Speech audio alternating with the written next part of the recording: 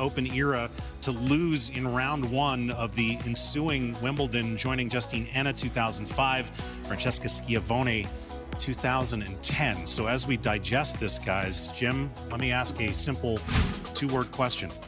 What happened? Well, I think what happens is offense beats defense, and it almost always does if you play at the same level.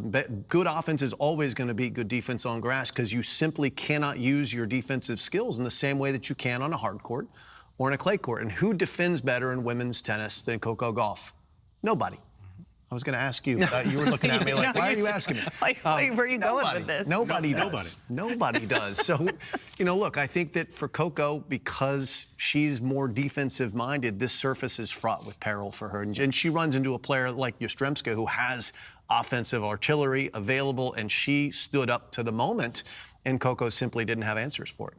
Look at adjustments. You talked about Sinner. He doesn't have to make too many adjustments. There are players whose game just naturally gravitates towards grass. Coco, I think she's got to make so many adjustments, and she just hasn't, I think, gotten her head around it yet. She still tries to play that same game. She's such an unbelievable athlete. She's such a great competitor, but she's fighting against herself a bit when she gets on this surface. Is this surface just too fast for her forehand to produce it in a way that creates margin and safety? Because we know that's the side that causes her trouble. Listen, she's had good results here in the past. She's gotten to the second week a couple of different times. She didn't have as much time this year, playing so well, obviously winning Roland Garros, then doing some press stuff in New York, coming back.